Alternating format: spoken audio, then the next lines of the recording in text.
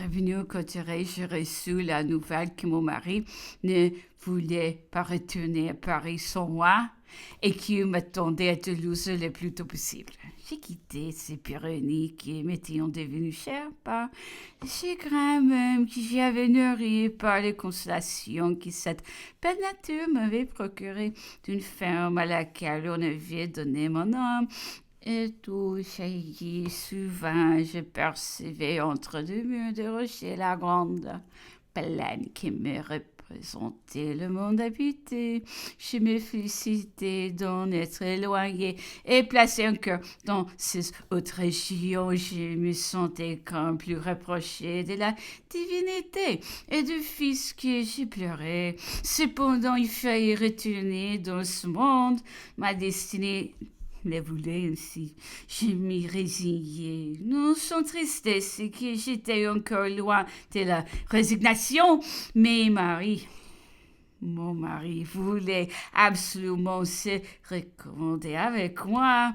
Je ne pouvais plus me poser, mais je redoutais toute peine que je n'aurais plus la force de supporter. Et je me répétais, peut me donner du courage, et on peut mourir plus tôt, il faut souffrir encore, et du moins j'aurai rempli mon devoir jusqu'à la fin. Je ne fus pas maîtresse de cacher au mon mari l'espèce de répugnance, la crainte même qui me faisait éprouver notre réunion. Il a désiré si vivement et paraissait devoir en être si heureux que notre recommandement eut lieu à Toulouse. Notre retour à Paris se fit une très petite journée et pas le midi de la France. Nous n'avions avec nous que Madame Derbroc et Monsieur Lasserre, notre médecin. Nous gardions le plus strict incognito, ce qui nous permettait de voir toutes les curiosités de chaque endroit. Je fus étonné mon pays où je me trouvais un dimanche et tout, j'ai voulu entendre la messe de voir une foule de jeunes gens vêtus de robes blanches avec des capuchons qui riant et venaient dans l'église sans montrer beaucoup de recueillement ni même de décence. Je m'étais placée dans un endroit reculé avec Madame de Broc et nous apercevons et tous les yeux se fixeront tellement sur nous que nous en fûmes embarrassés et un peu scandalisés. Supposons surtout que des prêtres oublieront le ministère à ce point.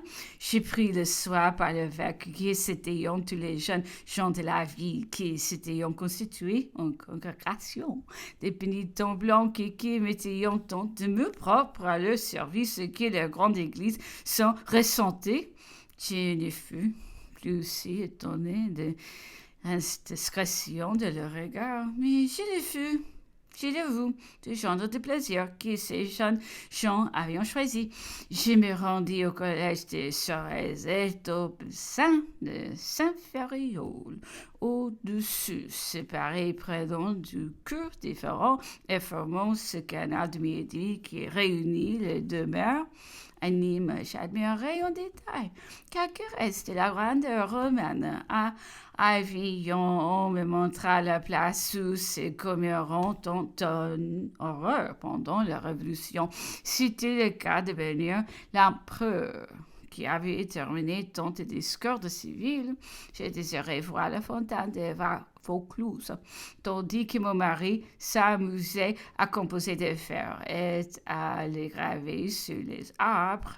Moi, je m'approchais de ce gouffre fort peu imposant, et je ne sais quel terreur mépris en buvant de ces eaux était ce que cette fontaine avait été le témoin des chants passionnés d'un cœur sensible. Était-ce le souvenir des fontaines de l'Arioste qui auront le pouvoir de troubler la raison la plus pure? Je l'ignore. Je rapporte ce que j'ai éprouvé dans les lieux où d'autres ont beaucoup aimé. Le cœur sent plus vivement sa propre faculté d'aimer aussi, elle le redoute peut-être davantage. Eh bien, au fond du que j'ai pénétré, m'apprenait qu'il fallait encore travailler à détruire ce que je me flattais vainement d'avoir trouvé. En quittant cette solitude, solitude de Vaucluse et qui ne peut avoir, surtout après les Pyrénées, qui est le charme de souvenir de l'eau et de Pétrarque. Nous arrivâmes dans une petite ville où nous fûmes reconnus. Le peuple dit-elle à nos chevaux, et nous traînons avec cette exaltation, cette ardeur qui n'appartiennent qu'au chant de midi, qui me dit que quelques années après, dans ce Médicis, enthousiaste alors, le maréchal de France serait assassiné et que l'empereur y courait des risques pour sa vie. Voilà l'affection du peuple, et c'est pourtant de lui qu'on veut être aimé. Par bonheur, ce triomphe n'est pas long. Il fallut presque se battre pour recouvrir sa liberté. Notre incognito reprit plus loin. Seulement dans chaque ville où je me rappelais avoir une ancienne compagne, je lui faisais dire de venir me voir et j'éprouvais un plaisir extrême à embrasser ses amis de mon enfance. Nous étions lions et déjà je ne pouvais plus supporter la fatigue. C'était au moins doux. Je souffrais beaucoup de la chaleur excessive. Le peu de soin de mon mari me prouvait que je n'avais pas beaucoup espéré de ce retour. L'amour qu'il me disait avoir pour moi ne me paraissait guère compatible avec ses défauts d'égards. Aussi loin de trouver du courage, je le perdais de plus en plus.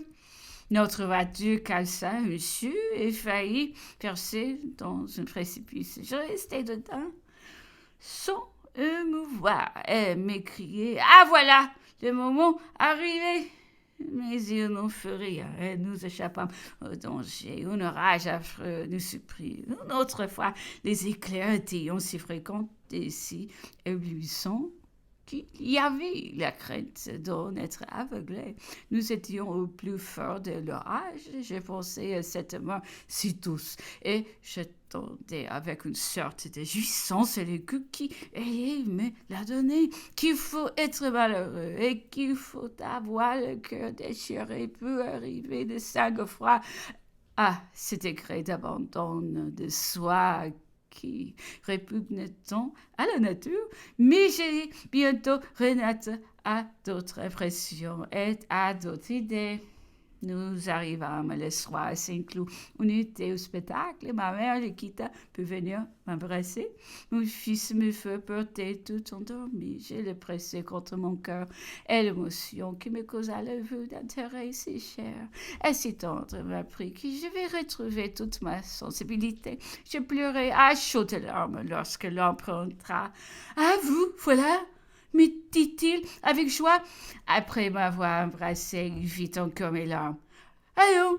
ajouta-t-il d'un air sérieux. « Si c'est cet enfantillage, vous avez assez pleuré votre fils. Cela devient ridicule. Voulez-vous être une Nina de l'humour maternel ?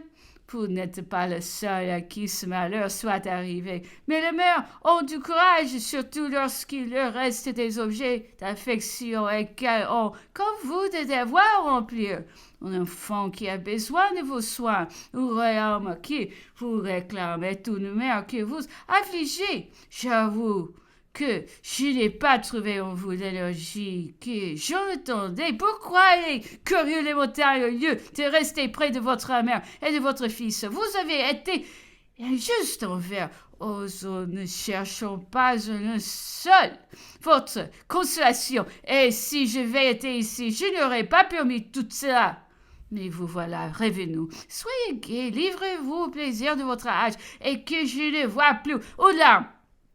Il se retira après cette mercuriale, loin de ce tuté du mal qui me faisait. Mais l'un s'arrêteront. En effet, mais il peut faire place à une impression 1000 fois plus pénible. Comment? Voilà la bonté de l'empereur, dis-je à ma mère. Je les croyais mieux.